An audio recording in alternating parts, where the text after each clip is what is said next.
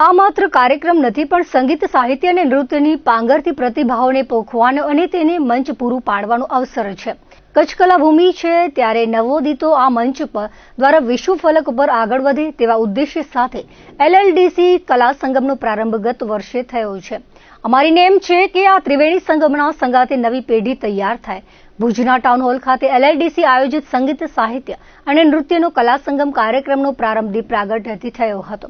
ત્યારબાદ સંસ્થાના event PR હેડ મહેશ ગોસ્વામીએ આ મુજબ જણાવીને આ અવસરને ગંગા જેવો ત્રિવેણી સંગમ લેખાવ્યો હતો.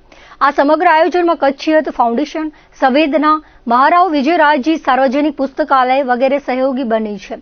આ પ્રસંગે સંસ્થાના મેનેજિંગ ટ્રસ્ટી અમીબેન શ્રોફ, રાજીવ ભટ્ટ, કીર્તિ વરસાણી, ઝવેરીલાલ સોનેજી, પંકજ ઝાલા, ગની ઉસ્તાદ, બારમલ સંજોટ, અજીત પરમાર, ગોરધન પટેલ, વિપુલ મહેતા, કૌશલ છાયા, હસિત વોરા, ઉમેશ જડિયા, રસિક મકવાણા, ઇન્દ્રજીતસિંહ જાડેજા સહિતના અગ્રણીઓની ઉપસ્થિતિમાં દીપ પ્રાગટ્યથી શુભારંભ કરાયો હતો.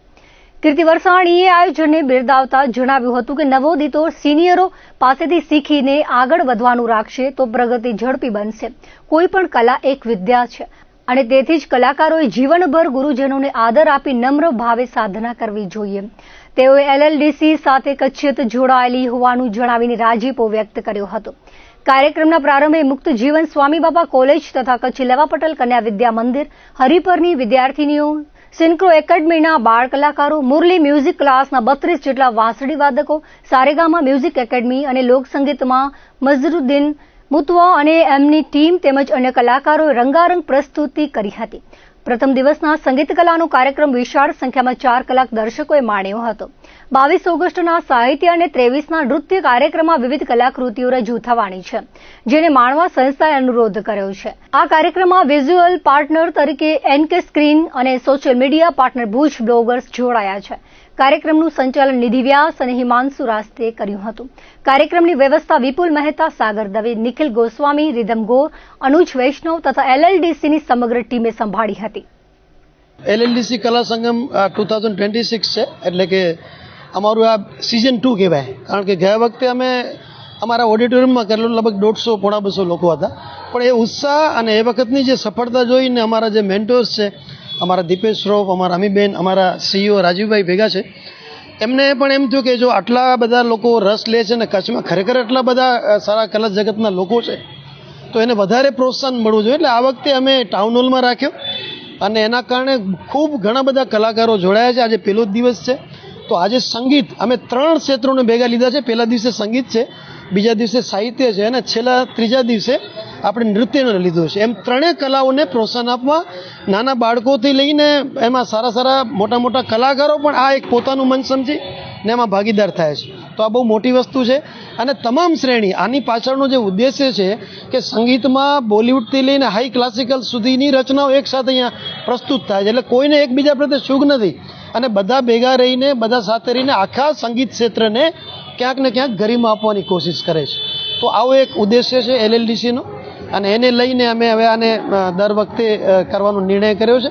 તો અમારી આ બીજી સિઝન છે અને એ હવે ટાઉન હોલમાં થઈ રહી છે. આવતીકાલે સાહિત્ય કલા સંગમ હશે, એમાં કચ્છભરથી સાહિત્યકારો આવશે, એમાં નવોદિતોથી કરી અને સિદ્ધહસ્ત સાહિત્યકારો પણ હશે. અને એવી રીતે ત્રીજા દિવસે નૃત્યના જેટલા પણ અલગ અલગ કલાકારો છે એના ગ્રુપ છે કચ્છ આખાના, એ બધા જ આવશે અને એ બધા પોતપોતાની પ્રસ્તુતિઓ કરશે. અચ્છા, આમાં ખાલી પ્રસ્તુતિઓ જ નથી પણ આમાં બધા એ સેક્ટરની વાત પણ કરશે કે આમાં આપણી ક્યાં ચૂક થાય છે, આમાં આપણે એકબીજાનો હાથ પકડીને કેવી રીતે આગળ વધી શકીએ. બહારે બહુ લોકોને અલગ અલગ જગ્યાએ ચાન્સ મળે તો આપણો કોઈ પાર્ટ એવું હોય કે રહી જતો હોય તો એને પણ આપણે હાથ આપીએ ને એને પણ લઈ જઈએ. તો LLDC આવા ઘણા બધા પ્રયોગ કર્યા છે.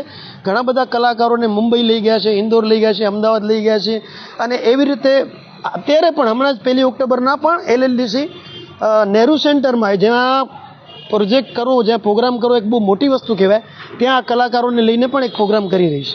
તો ક્યાંક ને ક્યાંક દીપેશભાઈનું, અમીબેનનું, રાજીવભાઈનું અને આખા સૃજન પરિવારનું, સૃજન LLDC પરિવારનું એક એવું મિશન છે કે કલા જગત વિસ્તરવું જોઈએ. અત્યારના ભાગદોડમાં અને અત્યારની જે સ્થિતિ છે એને જોતાં આપણા બાળકો જો કલા તરફ વળશે તો એક મૂલ્યવર્ધક વસ્તુ પેદા થશે અને એમનામાં સંસ્કારનું પણ સિંચન થશે અને એના કારણે કદાચ ક્યાંક ને ક્યાંક આપણા કચ્છનું જે કલ્ચર છે રિયલ, એ પ્રોજેક્ટ થશે. તો આવા એક સરસ મજાના મિશન લઈ અને અમે ટીમ એલએલડીસી આમાં આગળ વધી રહી છે. હું આજે પરફોર્મ કરી રહી હતી એલએલડીસીમાં, જેમાં મને બહુ જ સારું પ્લેસમેન્ટ મળી, જેમાં મને બહુ જ સારું રજૂ કરવા માટે મળ્યું. હું આભારી છું એલએલડીસીનું કે જેમાં મને બહુ જ સારું પરફોર્મ કરવા માટે ચાન્સ મળ્યું. તેઓ જે મેન્સ છે એ લોકોએ મને બહુ જ સારું ચાન્સ આપ્યું મને પરફોર્મ કરવા માટે. મારા ગુરુ હર્ષિત સર વોરા, જેમનું ક્લાસીસ છે માધાપરમાં, એમણે મને બહુ જ સપોર્ટ કર્યું. હું આભારી છું મારી મમ્મીની, જેમના પાસે હું બચપનથી શીખી છું, અને ખાસ તો આભારી છું એલએલડીસીની કચ્છિયતની, જેમણે મને બહુ જ સારું ચાન્સ આપ્યું છે, અને એટલા માટે આજે મારું પરફોર્મન્સ બહુ જ સારું ગયું છે.